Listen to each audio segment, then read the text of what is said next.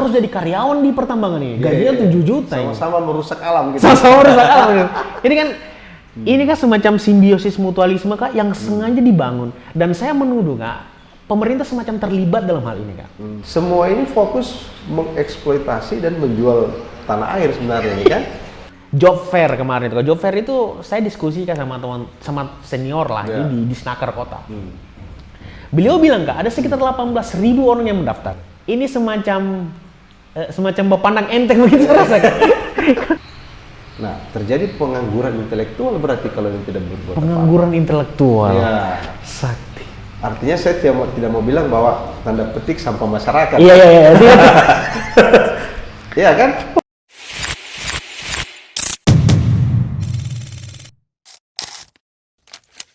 Oke, baik teman-teman. Assalamualaikum warahmatullahi wabarakatuh. Selamat datang di Ruang Andalalin, tempat kita berbagi lensa, berbagi perspektif untuk terus menyebarkan atau membudidayakan narasi kritis. Kawan-kawan, hari ini spesial untuk memperingati 80 tahun kemerdekaan Indonesia. Kita mengundang salah satu narasumber yang kami nilai sangat berkapabilitas untuk bicara dalam isu ini. Di 80 tahun kemerdekaan ini kita banyak melihat ketimpangan dan kesenjangan, dan harapannya melalui narasumber ini kita bisa mengupas apa sebenarnya yang menjadi masalah di tengah kemerdekaannya kita. Beliau merupakan seorang organisatoris, beliau juga seorang akademisi, beliau juga seorang konsultan politik, banyaklah beliau. Oke, tanpa mengurangi rasa hormat, saya perkenalkan beliau adalah narasumber kita hari ini. Selamat datang Kakak Doktor Ihsan Sarifudin. Terima kasih atas undangannya, Rinda. Ya, Kak, sebelum kita lanjut ke topik pembahasan masalah kemerdekaan, Kak, masalah kesenjangan sosial, masalah lapangan pekerjaan, saya meyakini, Kak, dari 10 orang, hanya 8 orang yang tahu Kak Ihsan Sarifudin ini siapa. Saya kepengen, Kak, melalui kesempatan yang singkat ini, Kakak sedikit menjelaskan background story-nya seorang Ihsan Sarifudin ini bagaimana Kak? Kecilnya di mana? Sampai kemudian sampai di level ini Kak begitu. Iya. Terima kasih Dinda. Assalamualaikum warahmatullahi wabarakatuh. Waalaikumsalam. Senang sekali saya diundang pada kesempatan podcast hari ini podcast di Andalalin. Ini saya juga sebenarnya penasaran nih. Apa arti dan makna daripada nama podcast kita ini ya. Kalau ditanya background dan siapa sebetulnya Ihsan Sarifudin ini? Ihsan Sarifudin ini adalah orang yang lahir dari kampung sebenarnya ya. Dari kampung. Di ujung kampung yang tidak punya listrik bahkan di zaman itu, tertinggal. Namun kemudian meyakini bahwa satu-satunya jalan ninja ya, untuk bisa meretas satu mata rantai yang hilang itu adalah melalui dunia pendidikan. Nah kemudian oleh orang tua saya disekolahkan di kota gitu ya, dibawa ke Palu, habis itu pindah ke Toli-Toli, habis itu kembali ke Palu menempuh pendidikan di Universitas Lako.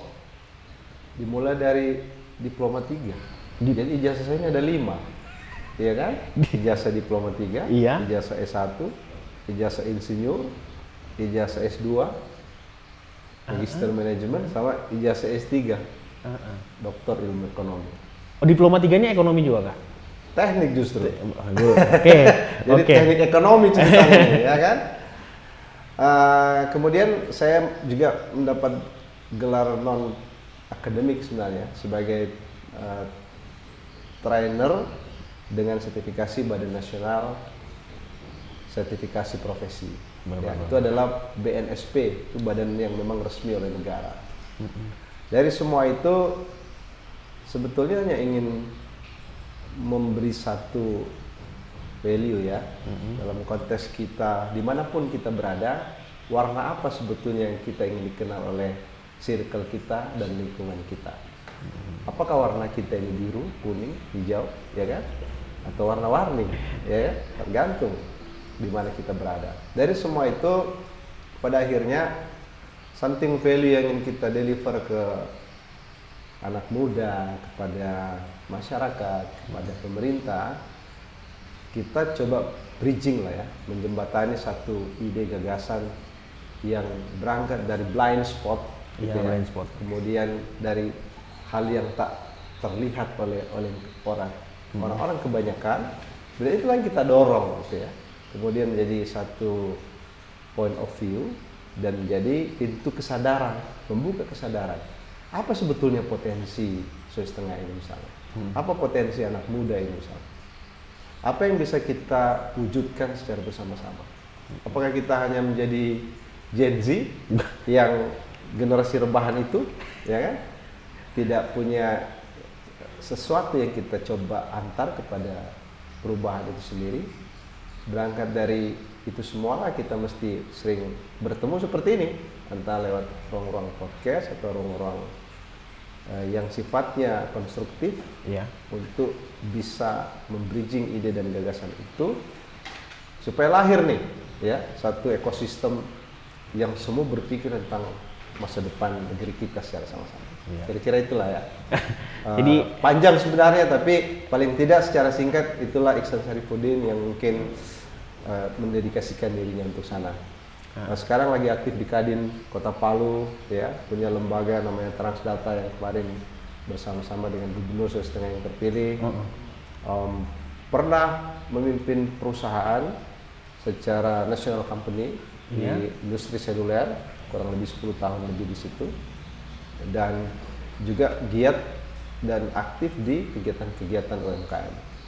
Nah, itulah kira-kira portofolio sederhana ya, yang mungkin kita bisa bedah kita hari ini untuk bisa memberikan pengayaan tentang kondisi-kondisi 80 tahun Indonesia Merdeka. iya.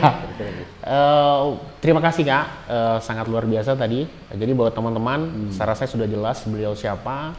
Beliau semakin mengakapkan diri dengan kita. Kita akan masuk Kak kepada topik yang menjadi tujuan utama dari saya dan kemudian tim Andalalin ini mengundang Kak Iksan Sarifuddin kemarin. Jadi Kak, sudah 80 tahun kemerdekaan Indonesia Kak. Kita banyak sekali melihat ketimpangan, kesenjangan, ketidakmampuan kita atau memang ketidaksiapan kita untuk menyambut era cyber pandemik ini Kak, di mana informasi terbuka dengan luas, tapi berbanding terbalik Kak dengan penyerapan tenaga kerja Kak. Menurut BPS, teman-teman nanti bisa cek, ada angkanya tidak normal Kak menurutku. Angkanya tidak normal. Karena apa? Ada banyak orang yang punya titel S1, S2, bahkan punya gelar-gelar capaian lain seperti yang bilang tadi yang non formal. Itu kesulitan Kak untuk menghadapi lapangan pekerjaan, mendapatkan pekerjaan. Jadi ini kan merupakan sebuah ketimpangan Kak. Di 80 tahun kemerdekaan ini, saya kepengen Kak Iksan bicara sebenarnya apa yang menjadi masalah kita Kak? Iya, ya. Sebetulnya nggak ada masalah ya. Memang banyak masalah sih. Iya. Ya. Jadi kita dulu berangkat dari satu premis apa sih sebetulnya yang digagas oleh orang-orang terdahulu ya, para founding fathers, kenapa Indonesia ini bersatu untuk kemudian merdeka. Iya. Ya. Setelah kemudian dijajah 350 tahun oleh Belanda, kemudian masuk Jepang, peristiwa 1928 tentang Sumpah Pemuda. Iya. Dari 1928 kemudian di 45 terjadi yang namanya peristiwa proklamasi, kan? Dan dari proklamasi itu tidak terasa sudah 80 tahun kan sampai hari ini. Kalau kita menelitik jauh ke belakang dan katakanlah kita ingin melihat apa sih yang dipikirkan oleh orang-orang terdahulu itu, simpel sebenarnya. Kemerdekaan itu intinya adalah bagaimana terjadi kesetaraan dan kesejahteraan negara bangsa di mana negerinya itu gemah ripah loh jenawe, dan kemudian masyarakatnya semua mengalami yang namanya kemakmuran besar-besaran secara merata, Kesejahteraan dan kesetaraan, keadilan ekonomi dan kesetaraan sosial. Nah, cita-cita dan idealisme itulah yang saya kira tumbuh dan berkembang dan menjadi diskusi-diskusi inspiratif para founding fathers itu ya, pada orang-orang terdahulu itu bisa mewujudkan kemerdekaan. Padahal kalau mereka cuek-cuek saja, kita juga tidak tahu apa yang terjadi hari ini ya. Bisa saja kita masih dengan dengan Jepang misalnya ya, atau masih dengan Belanda. Dan bisa saja lebih baik daripada saat ini. Bisa saja kan, bisa saja lebih baik. Nah, kita kan memilih pilihan hidup sendiri nih Iya. untuk kemudian merdeka. Ketika kemudian kita diperhadapkan kepada fakta dan kenyataan, ya, perjalanan waktu dari 1945 kemudian ke peristiwa 66, peristiwa 74, peristiwa 98 itu ada koreksi kolektif masyarakat melihat adanya ketimpangan-ketimpangan dalam proses bernegara itu, di mana rakyat melihat bahwa gap ataupun ketimpangan antara pengelolaan sebuah negara dengan harapan masyarakat, harapan rakyat untuk kemakmuran dan kesejahteraan serta keadilan itu melenceng, ya kan? Melenceng. Terutama adalah akses sumber daya itu sebagaimana pasal 33 Undang-Undang 1945. Nah, kenyataan kemudian kita lihat lagi hari ini faktanya, ketika seperti Dinda mengatakan tadi, begitu banyak lulusan nih, alumni S1, Ya. alumni S2, kemudian para profesional-profesional yang tersertifikasi itu kemudian tidak mendapatkan ruang dan tempat di bursa tenaga kerja. Iya Kak. Ya kan? Fakta. Itu fakta. Nah, coba kita lihat Indonesia ini dengan penduduk 270 juta jiwa, 40% kontribusinya terhadap penduduk ASEAN yang jumlahnya sekitar 600-an jiwa, 600 ribuan jiwa ya, 600 juta jiwa penduduk ASEAN. Nah, kalau kita bedah dari angka dan data itu secara statistik, sebetulnya tidak ada alasan bahwa setiap warga negara dari negara kita, Republik Indonesia ini tidak memiliki akses terhadap dunia kerja itu. Itu seharusnya. Seharusnya. Kan? Itu kita bicara Ya, seharusnya. ya. Dengan ratusan BUMN, dengan ribuan pelaku-pelaku bisnis dalam korporasi-korporasi nasional yang ada di Indonesia ini, ya. Kemudian kalau kita lihat lagi Sulawesi Tengah misalnya ya, ada kurang lebih 20 triliun yang berputar anggaran APBD yang ada di Sulawesi Tengah ini. 20 setiap tahun. triliun. Ya kan? Coba APBD provinsi 5 triliun. Setiap kabupaten kota kurang lebih 1 sampai 1,5 triliun per tahun. Berarti kalau dijumlahin sekitar 20-an triliun. 20 ya. Berputar di Sulawesi Tengah. Berputar di Sulawesi Tengah. Belum lagi APBN. Ya kan? Nah, kalau kita lihat fungsi bahwa anggaran bisa menjadi trigger besar untuk menciptakan lapangan kerja, mestinya tidak ada lagi yang menganggur. Mestinya. 20 triliun di Sulawesi Tengah ini. Berapa yang mengalir ke anak muda? Iya. Berapa yang mengalir ke industri-industri kreatif? Berapa yang mengalir ke UMKM yang sehingga membuat peluang-peluang itu merubah stigma ataupun merubah kondisi masyarakat yang tadinya menganggur atau tidak dapat pekerjaan, kemudian dia bisa mendapatkan pekerjaan. Berarti ada something di sini. Benar. Nah, kira-kira seperti itulah yang harus kita diskusikan ini. Apa somethingnya itu kira-kira, Dinda?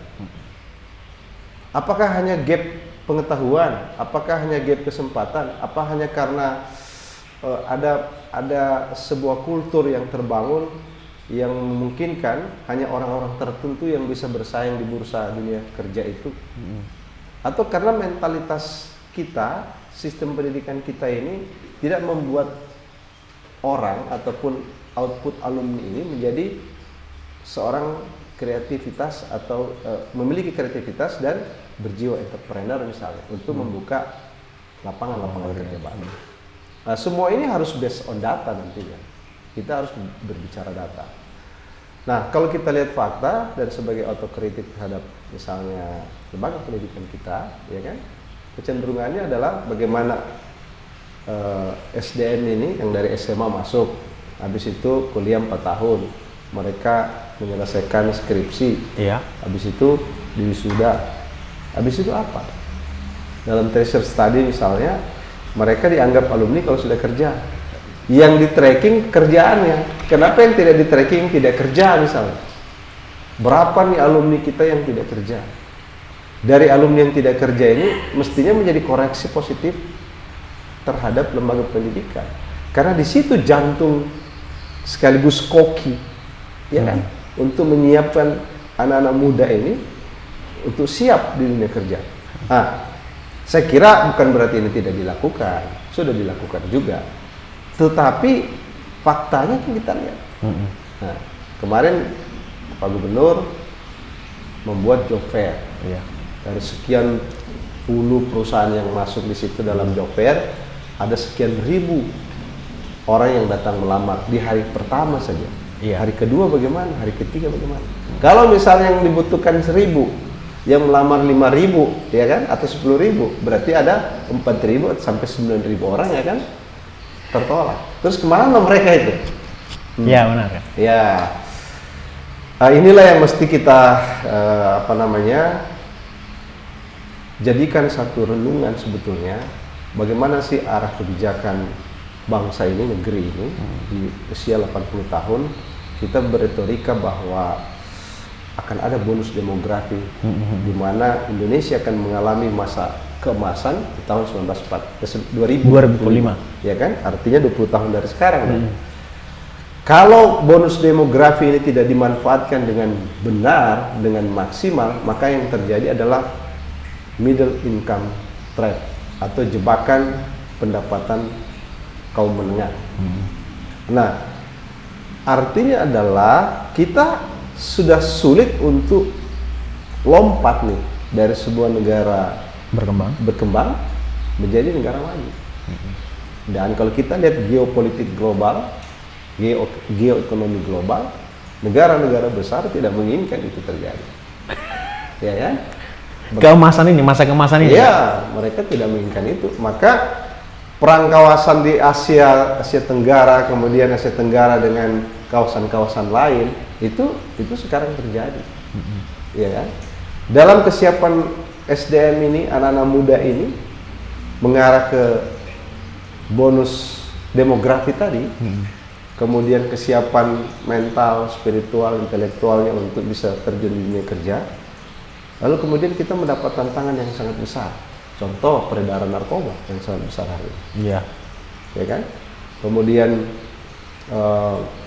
ada kultur digital minded yang terlalu overload, ya, yang membuat orang harus menjelajah di dunia medsos dalam jumlah waktu yang sangat panjang, tapi tidak menghasilkan apa-apa. Kita menjadi pasar yang sangat besar, ya, oleh para kaum kreatif dari luar sana. Nah, kalau kita bedah lagi setengah, 60% adalah Gen Z dan milenial. Iya. Kemana mereka? Nah, kira-kira begitu, Dinda, ya. Iya. Ini minimal pusing dulu lah kita, ya. Nah, kalau sudah begini, apa dah? Iya. Kira-kira begitu. Iya Kak, jadi sebelum kita podcast sama Kak Iksan juga, saya dan teman-teman kok sudah baca beberapa tulisannya Kak Iksan yang bagaimana Kak Iksan menulis upaya Kadin yang Kakak sebutkan tadi itu untuk menjembatani ke ASEAN. Kakak di situ menulis bagaimana situasi kita, bagaimana situasi. Ya. Saya minum kopi. Boleh Kak. Terus, Nah, jadi adakah situasi yang volatile, ada situasi yang serba ambiguity. Ya. Nah Kak, di situ juga Kakak menulis bahwasanya pemuda ini Kak, dia harus punya kemampuan adaptif. Dia punya kemampuan adaptif. Tadi Kakak sudah kita membahas tadi ekonomi global, kita membahas soal situasi Indonesia saat ini. Nah, Sulawesi Tengah Kak. Ya. Sulawesi Tengah ini Kak, ada semacam tren, karena saya kebetulan Kak mewakili teman-teman Gen Z juga. Ya. Saya menemukan Kak, ada semacam tren bahwasanya memang level kemampuan kita itu Kak diekstraksi Kak. Kita punya contoh orang-orang kaya di Indonesia ini Kak, atau di Sulawesi Tengah ini Kak, siapa kalau bukan pemain tambang? Siapa kalau bukan pemain nikel? Ya. Kan? Dari yang ilegal sampai yang legal nih Kak. Tapi pada faktanya orang-orang kaya di Sulawesi Tengah ini Kak, punya kemampuan atau mereka fokus ke level interaksi itu Kak, mengambil, mengeruk hasil kekayaan alam. Nah, contoh-contoh seperti ini Kak yang diberikan sama Gen Z, sehingga Gen Z ini Kak agak kesulitan untuk adaptif.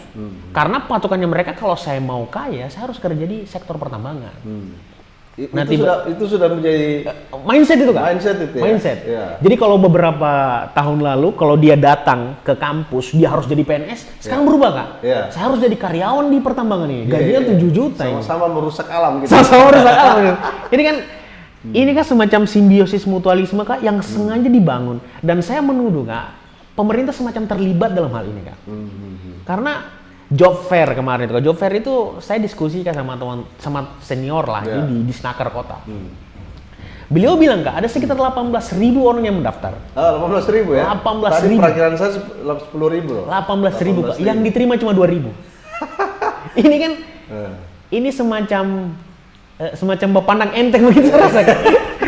Ini semacam memandang enteng. Dibuka pendaftaran unlimited. Iya. Dengan ketersediaan yang sangat limited Kak. Iya. Nah ini kan menurut apakah memang kebijakan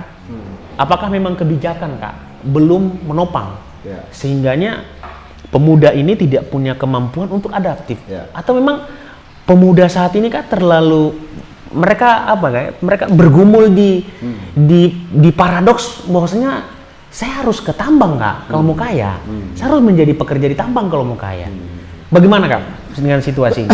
Ya, dalam menarik tadi premis yang disampaikan oleh Dinda bahwa ada kondisi ya di mana anak muda kita, teman-teman kita ini sudah masuk ke dalam subconscious mind istilahnya, alam bawah sadarnya, bahwa kalau misalnya itu dilakukan atau peluang-peluang itu dieksekusi di dunia pertambangan hari ini yang lagi maka saya mendapatkan feedback dalam konteks revenue atau income itu akan jauh lebih besar kalau saya terjun ke industri-industri lain, kan? Dan itu tidak sekedar fenomena, itu menjadi fakta, ya kan? Kenapa? High risk, high result, begitulah hukum ekonomi. Bahwa ketika ada satu industri yang memiliki risiko besar, maka potensi besar juga ikut di dalamnya untuk mendapatkan nilai tambah ataupun kesejahteraan terhadap si pekerja itu, si karyawan itu. Itu sudah menjadi hukumnya.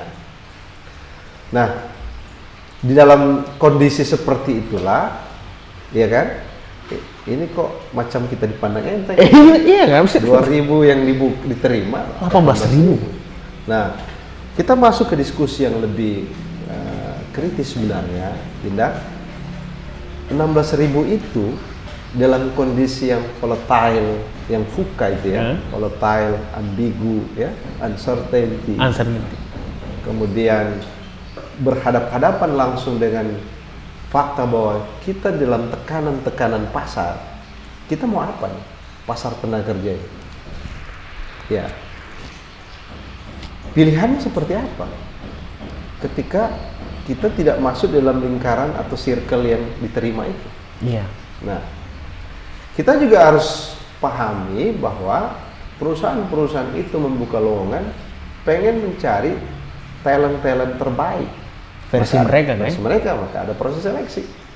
Maka teorinya mengatakan semakin banyak orang berkompetisi, semakin mereka akan mendapatkan peluang untuk mendapatkan yang terbaik dari bursa itu tadi, bursa tenaga kerja tadi. Nah, yang tidak diperhitungkan adalah bagaimana yang tidak lulus ini. Kedua, yang Dina sampaikan bahwa semua ini fokus mengeksploitasi dan menjual tanah air sebenarnya, kan? Saya tidak bilang begitu, saya cuma bilang ekstraksi saja tadi. Ya, ini menjual tanah air lah, supaya kita audiens ini paham. Memang jual tanah air. Syukur-syukur sudah ada smelternya di sini kan, sehingga ore itu dijual langsung ke sini. Iya. Habis itu diolah, situ menjadi nilai tambah, menjadi ferronika dan seterusnya dengan produk turunannya. Nah, kalau kita kemudian menganggap itu bukan jual tanah air, lalu apa?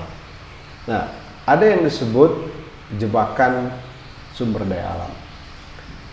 Akhirnya banyak katakanlah premis para ahli mengatakan ada negara-negara yang memang memiliki sumber daya alam terbaik di dunia ini justru menjadi miskin gitu ya. Collapse. Collapse. Banyak negara di Afrika seperti itu. potensi emasnya besar, mineralnya hebat-hebat, tapi negaranya miskin. Apakah kita mau masuk ke dalam jebakan itu atau kutukan sumber daya alam itu? Nah, ini kembali kepada mindset dan cara berpikir kita.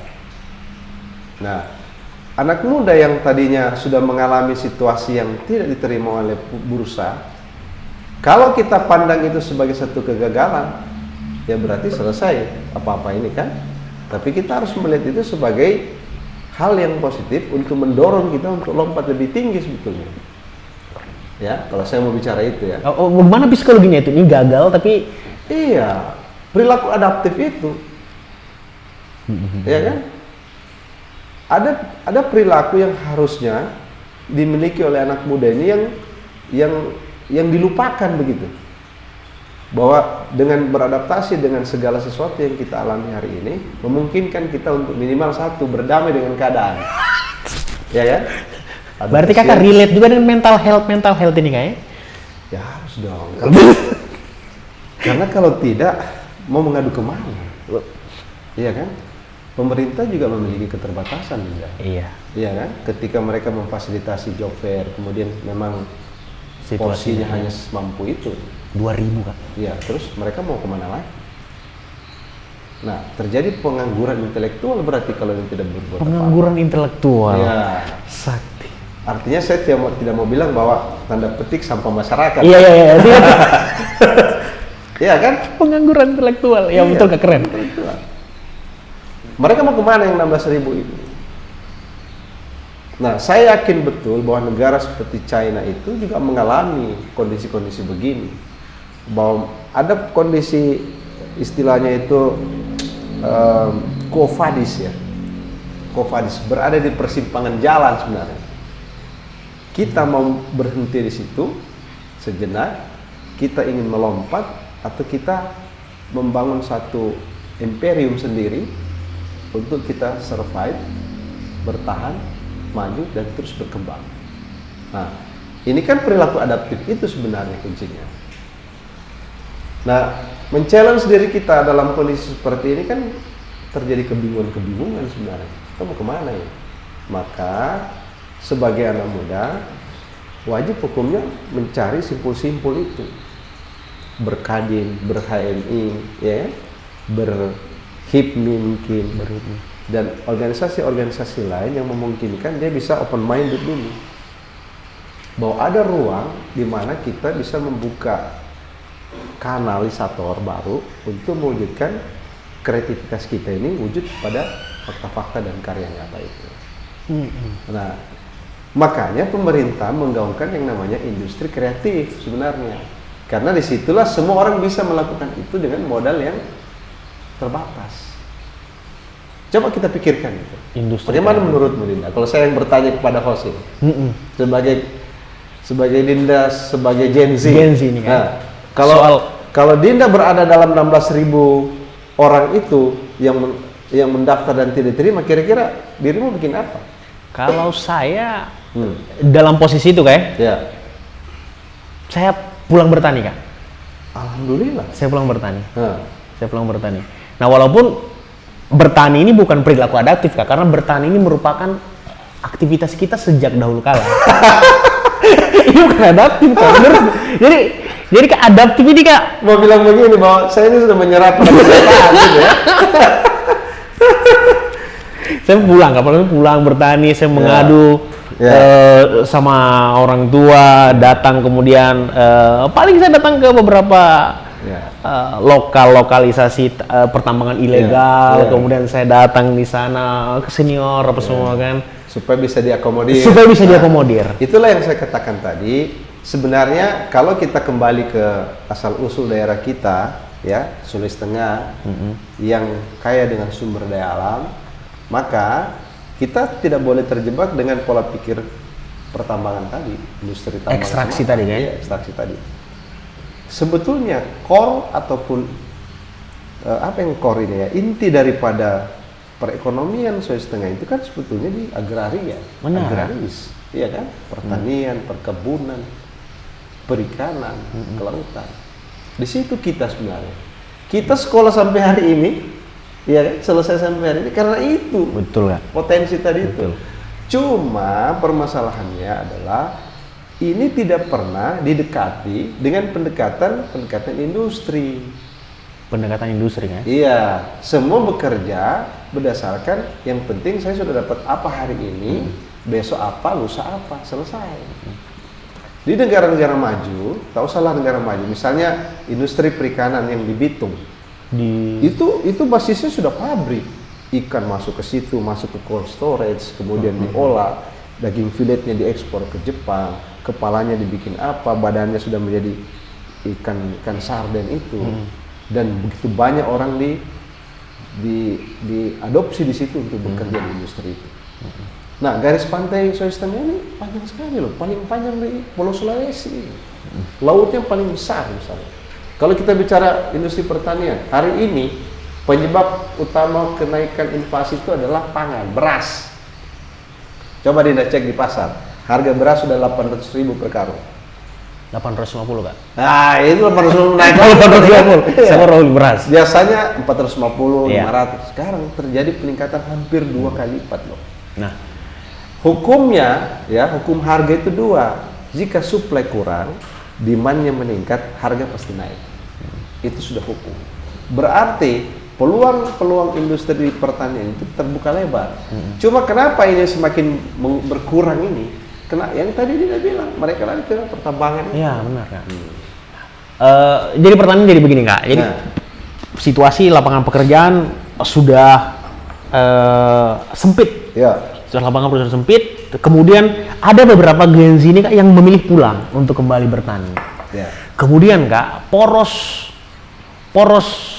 komoditas itu Kak masuk kembali ke Palu Kak. Ya. Tapi Kak di Palu ini spesifik saya sebutkan di Pantoloan itu Kak. Semacam tidak ada kontrol Kak. Seenaknya saja harga kelapa itu tiba-tiba sekian, naik turun sekian. Iya. Semacam tidak ada kontrol atau mungkin badan yang disiapkan pemerintah untuk menjamin Kak bahwa kalau kamu bertani kamu juga siap sejahtera begitu kan. Jadi kan yang kita mau tagih sebenarnya dari pemerintah ini Kak bukan soal job fair-nya Kak. Ya. Tapi soal kebijakan yang menjamin kalau si 16.000 ini Kak pulang ke kampung, Ya. kembali mengelola hasil sumber daya. Dia punya rasa aman Kak untuk kirim barang komoditasnya ke Palu. Iya, iya. Karena kan sumber Ini menarik ini. pusat menarik. ini yang di sini Kak. Semacam tidak ada Kak, semacam ada pembiaran Kak di Ya. situ. Ya. Nah itu bagaimana Kak soalnya Ya. gitu? Ini menarik karena pada akhirnya kita menemukan satu premis sebenarnya, kecelakaan kerja. Tahu itu kecelakaan kerja itu? Apa itu Kak? Karena sudah melamar di mana-mana tidak diterima, terpaksa pulang kampung, kerja jadi petani, atau nelayan. Itu kecelakaan kerja namanya. Hah? Kecelakaan kerja. Tapi itu menurut Kakak sudah adaptif itu Kak? Mau tidak mau. Jadi adaptif itu ada 2. Lahir dari sebuah kesadaran atau lahir karena keterpaksaan. Nah, kebanyakan ini kan karena keterpaksaan. Betul. Sehingga dia menjadi adaptif kan? Nah, kalau tadi 16.000 itu pulang ke kampungnya nih, tak. Dia Ya. menjadi petani, menjadi nelayan, menjadi orang kerja di kebun, bangun kebun, dan seterusnya. Maka kemudian hasil panennya itu menjadi komoditi namanya.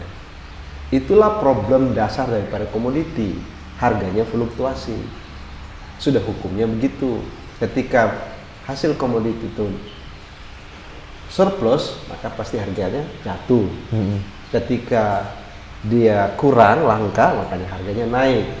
Nah, di dalam konteks komoditi tadi ada banyak sekali pemain di dalamnya, mulai dari tengkulak, trader, kemudian buyer, ya kan, calo, masuk semua di situ mengambil peran untuk meraih keuntungan atau margin selisih harga tadi. Nah, inilah yang terjadi yang disebut dalam istilah ekonomi itu asimetris informasi atau kesenjangan informasi. Inilah yang terjadi juga yang membuat banyak kerugian-kerugian pihak-pihak tertentu. Ada yang dirugikan dalam kerjasama, ya kan? Ada yang ditipu, ada yang tidak kembali uangnya, ada barangnya, ada uangnya tidak ada uangnya, ada barang tidak ada. Itu perilaku. Nah, memang pemerintah harus hadir di situ, menata jalur lalu lintas perdagangannya. Tapi kan faktanya, ya 80 tahun Indonesia merdeka lah, ya kan? Fakta 80 tahun Indonesia merdeka ini. Ya, bilang apa kita? Nah, karena kita sama-sama memahami dan menyadari bahwa otoritas tertinggi untuk menentukan arah dan kebijakan serta hajat hidup orang banyak itu pemerintah. Itu sudah menjadi kesepakatan bersama, makanya didirikan ini negara ini ya. Minum kopi Kak. Nah, kopi dulu. Kopi saya sudah dingin ini. Jadi lu Pakai es batu dia. pemerintah Kak ya? Jadi Kak, Kita tidak mencari kesalahan pemerintah. tidak. Ini Memang sudah salah bagian pemerintah. bagian dari supporting system untuk ayo dong, ya kan? Pemerintah itu ya, kalau kita bicara birokrasi, di situ ada leading sektor, dinas dan seterusnya. Kan ada dinas perdagangan, perindustrian, dinas UMKM, koperasi sudah ada semua. Bagaimana mereka menjadi key player, gitu ya? Mereka yang mengatur lalu lintas semua ini untuk kemudian bekerja sebesar-besarnya untuk kemakmuran rakyat, kan? Pastinya kan begitu kan? Kalau seandainya Kak, Kak Iksan ini di Afrika, kemudian Kak Iksan ditetapkan sebagai salah satu pemimpin wilayah di Afrika lah. Ya. Dan situasinya kayak begini Kak, kalau bisa 2 langkah atau 3 langkah, apa yang Kakak akan lakukan? Benahi SDM, benahi birokrasi, ya kan? Dan semua orang digaji berdasarkan kinerja dan prestasinya. Jadi mengadopsi sistem manajemen perusahaan masuk ke birokrasi. Jadi korporasi sekalian begitu ya? Ya, corporate minded di dalam sistem pemerintahan. Walaupun memang ini kan masih menghayal ini kan. Iya. Kenapa? Orang ini punya tingkat kesadaran berbeda-beda, ya. Umumnya manusia ini ketika dia berada pada level secure, ya, dia tidak akan kreatif. Makanya kreativitas itu lahir dari 2 hal, keterpaksaan dan keterbatasan. Tidak ada kreativitas lahir Dinda dari situasi yang berkelimpahan, itu nggak ada. Contoh podcast kita ini kan bentuk daripada kreativitas karena keterbatasan kita melihat apa-apa yang di luar sana. Bagaimana kita menyuarakan suara-suara rakyat ini, ya kan? Bagaimana kita mendistribusikan ini kepada mereka, kepada yang memiliki kemampuan untuk mengeksekusi, kepada para anak-anak muda milenial untuk bisa berubah. Kalau tidak ada hal itu, nah, kira-kira begitu. Jadi begini Kak, jadi sudah Udah capek kan berdiskusi kan? Sudah panjang. Semoga saja kita ini tidak, orang Palu bilang tidak pasti udah. Kayaknya bagaimana itu putar-putar ini? Kayaknya orang Palu tidak mengerti pasti juga. Ya, tidak ya? Tidak mengerti. Pasti. Oh, itu Manado ya? Pasti itu Manado. Apa dan kalau orang Palu bilang? Tidak cerita lebih. Ya. Jadi begitu teman-teman soal kondisi kemerdekaan kita. 80 tahun merdeka ini memang sangat kompleks. Jadi ketika teman-teman yang di luar sana merasa bahwasanya kita sudah gagal, ternyata kita belum gagal. Kita hanya perlu sedikit lebih berani dan sedikit lebih adaptif. Kita harus lebih memahami bahwasanya nanti jelasnya teman-teman bisa baca tulisannya Kak Iksan lah, itu soal Kak Iksan menjelaskan situasi yang volatile, ambiguity, teman-teman harus memang adaptif. Teman-teman juga harus, di situ juga Kak Iksan menyinggung soal pemerintah ini, soal lingkungan tadi yang ekstraksi Kakak juga kan di situ menyusun bahwasannya memang pengolahan perusahaan ini harus lebih environmentalisme etiknya, kemudian juga lebih inklusif, lebih akuntabel. Nah teman-teman jangan lu menyerah, karena usia Indonesia ini masih panjang, belum berhenti di 80 tahun ini Kak. Dan Sulawesi Tengah juga akan lebih berkembang melalui saran-saran yang Kak Iksan tadi. Mungkin Kak, terakhir Kak, untuk tadi kita sudah bicara soal paradoks, soal ketimpangan ini Kak, soal situasi pemuda. Kakak juga tadi sudah sedikit-sedikit spill soal saran untuk lebih adaptif. Mungkin terakhir Kak, sebagai penutup untuk teman-teman Andalal ini Kak, sebenarnya di situasi ini Kak, hal pertama yang harus kita punya dan hal kedua yang harus kita lakukan itu apa Kak? Selalu ada harapan di tengah semua kegersangan yang terjadi. Kegersangan Kak Di dalam, kalau kita bawa ke pendekatan religius, spiritualitas, bahwa Allah juga mengatakan, aku tidak akan merubah suatu kaum kecuali kaum itu sendiri mau merubah diri. Berarti kita mulai dari diri kita. tapi tidak boleh individual, dia harus berkaul. Nah, itulah kesadaran kolektif itu sebenarnya. Kita tahu persis di mana kita berdiri hari ini, apa latar belakang kita, apa asal usul kita, dan kita mau melangkah kemana. Nah, kesadaran kolektif itulah yang disebut kesadaran berkaum itu untuk melakukan perubahan. Ketika bicara itu, spiritnya sebenarnya sama dengan spiritnya Budi Utomo ketika 1908 mendirikan yang namanya pertemuan itu ya, 1908. Sama spiritnya ketika pemuda-pemuda bertemu untuk membuat yang namanya Sumpah Pemuda 28. Sama spiritnya ketika Soekarno ya, Rengas dan Dengklok. semua kawan-kawannya berbicara tentang proklamasi. Spirit itu dulu, bahwa ada keterbatasan di situ, ada hal yang tidak bisa kita lakukan kecuali kita melakukan perubahan dari dalam diri kita. Dan harapan itu selalu ada kok. Ya. Kadang-kala kita harus terbentur, kemudian Lupa ingatan. dan kita mengalami kekecewaan yang berulang kadangkala. Kita protes dengan keadaan, kita menganggap semua ini tidak berpihak kepada kita. Tapi pada akhirnya nanti akan muncul kesadaran itu, kesadaran bersama bahwa siapa lagi, kapan lagi gitu kan. Dan anak muda ini dalam 80 tahun Indonesia Merdeka mesti buat apa? Bagaimana kita bicara adaptif tadi, agile, lincah, menyadari bahwa memang tidak ada yang bisa kita lakukan selain melakukan perubahan dari dalam diri dan kelompok-kelompok kecil kita. Maka kita tidak akan pernah melangkah satu langkah pun. Kalau kita terus memprotes keadaan, menunggu turunnya Ratu Adil dari langit ya, menunggu Satria Piningit, maka tidak akan terjadi itu, tidak akan terjadi. Boleh kita berharap kepada pemerintah, karena memang itu tugas mereka. Boleh kita berharap kepada negara, karena memang negara harus melakukan itu. Mereka memungut pajak untuk kemudian digunakan untuk mensejahterakan rakyat, ya kan? Tapi kalau semua itu tidak terwujud, terus apakah kita harus melakukan sumpah serapah? Ya kan? Itu justru membunuh kreativitas kita, itu menjadi energi negatif kan? Ya nggak? Iya dong. Maka yang mesti kita lakukan, kitalah yang berada di depan, sebagaimana anak-anak muda di zaman itu, di zaman 08, zaman 1928, zaman 45. Kalau kita bicara proklamasi zaman 45, sebetulnya Soekarno itu tidak mau memproklamasikan RI. Bisa baca sejarahnya. Kemudian Soekarno dan kawan-kawan itu melakukan penculikan kan, tanda petik Rengas Dengklok. ke Rengas Dengklok selama 3 hari sebelum peristiwa 17 Agustus itu. Kenapa? Hanya ke anak muda yang berani melakukan itu. Bahwa tidak, kita harus merdeka.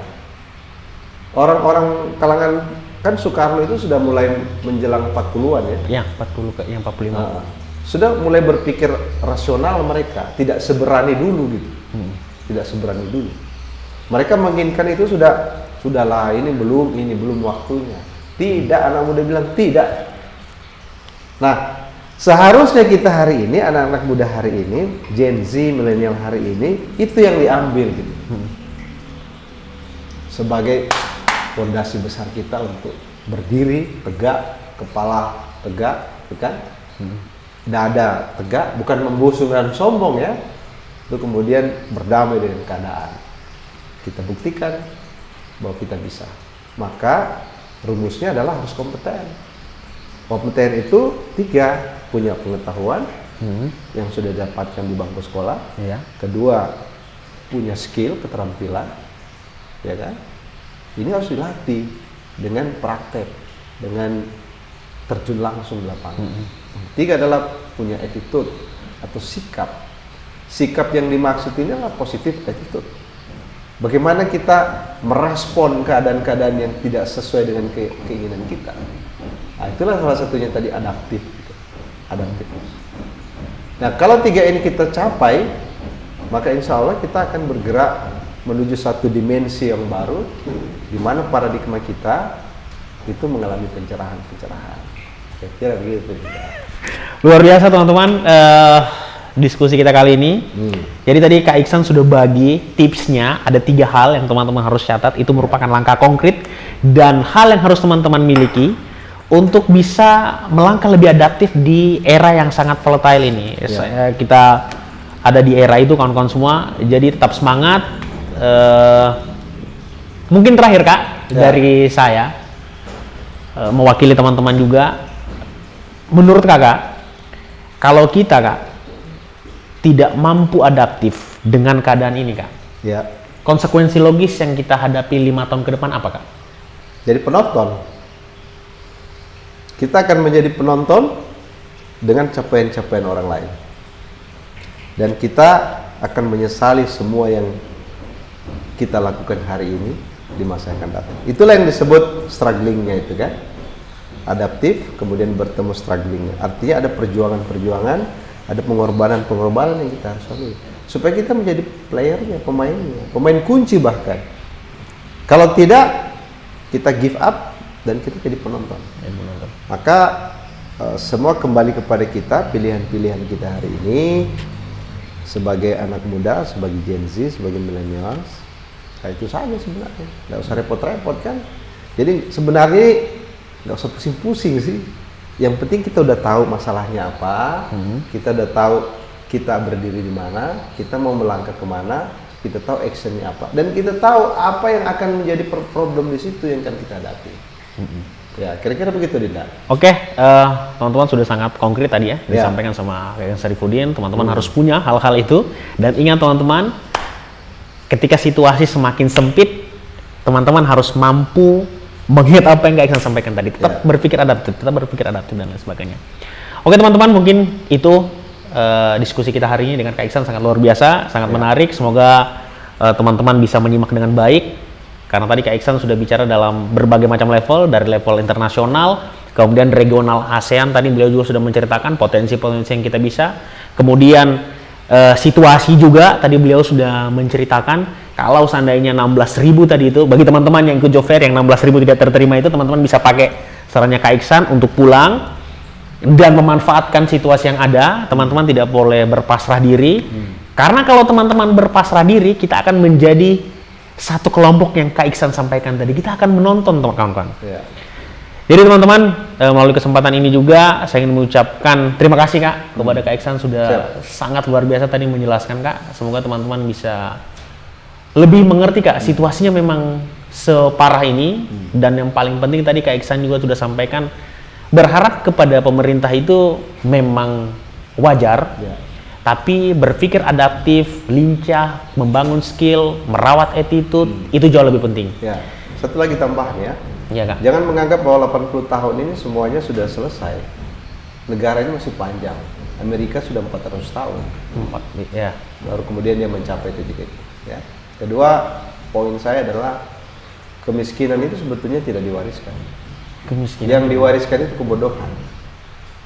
Karena kebodohan kita lah sehingga kita jadi miskin-miskin terus ini. Dan itu harus digunting, ya kan? Dengan perilaku-perilaku adaptif dan terus bisa mencari way out di tengah problem. Betul. That's the point. Oke teman-teman, sampai jumpa di episode berikutnya. Terima kasih Kak sudah datang di Andalalin. Kak, Andalalin itu punya tagline Kak. Apa itu? Setiap pergerakan harus dirancang dan setiap dampak harus dianalisa. Oke teman-teman, sampai jumpa di episode berikutnya.